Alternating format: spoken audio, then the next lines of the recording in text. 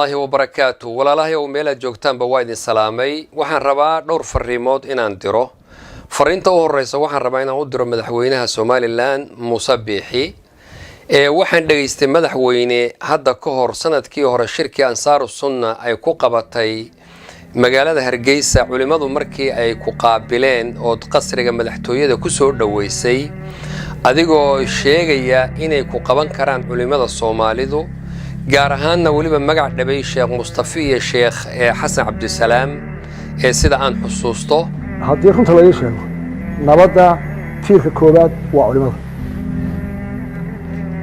Mustafa iyo Xasan bayna fadhiyo iyo inta kale anagoo jabhada gaar fadhina ayay hadda taagnaa qarada ku jirtaa kada waa nimanka noogu dhiiran maanta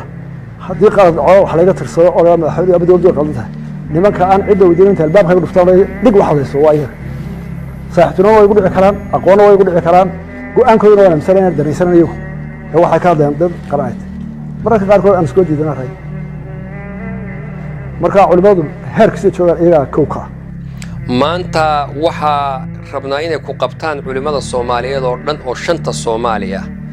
ayaa waxay ku leeyihiin madaxweyne jooji dagaalka adiga ayaa dagaalka joojin kara oo wada jooji in la joojiyana waa waajib in dhiigga islaamka ee qubanaya la joojiyo waa waajib cid ka faa'iideysa male caaqibadiisa adduun iyo aakhirana waa cidhib xumo weeyaan waxaan rabaa message-ka labaad inaan u diro culimada Soomaaliyeed oo iyagu qabiil gaarana aan ahayn culimo la yiraahdo inay soo baxaan oo ka soo safraan meelaha ay joogaan culimada Hargeysa inay soo baxaan culimada Garowe ay soo baxaan culimada Muqdisho soo baxaan kuwa gobolada kala jira soo baxaan cidii soo gaari karta dhan yimaadaan goobta dagaalku ka dhici ee masaakiinta lagu gumaadi ay soo dhex istaagaan cumaamadahooda iyagoo wata halkaana dagaalka ay ku joojiyaan waan hubaa dadka Soomaaliyeed waa dad sharaf badan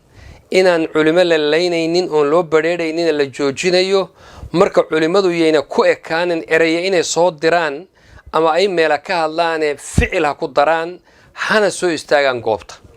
dadweynaha shacabka Soomaaliyeed waxaan leeyahay meel aad joogtaanba dadka maanta laascaana ku barakacay ee geedaha hoostooda fadhiya gabdhaha isbitaalada gudahoodii daawo la'aan ku hayso kuwa odayaasha ee qooshinka meelaha dhex jiifa dadkaasi caawin bay inooga baahan yihiin muslimka kale waa la dareen waa in la caawiyo loo istaago Mareykankan anagu ku joognaa meesha ugu fog maanta dunida ee joognaa masaajidda ku yaala oo dhanna waxaan amar ku wada bixinay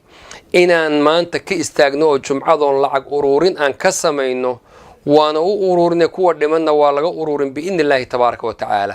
مساعدة تيكو رئيسي وحنو أورورنا سوقي ويناء واهن كوجبت مجالات هرجيسة سداس درا العقد أوروبا نيد أو نور أمريكا لقى قاعدين وين جيني سداس درا دبعت هذا كذا عدو هرجيسة هذا كذا عدو لاسعانات هذا كذا عدو جرو هذا كذا عدو مقدش هذا كذا عدو بوساس يا هذا كذا عدو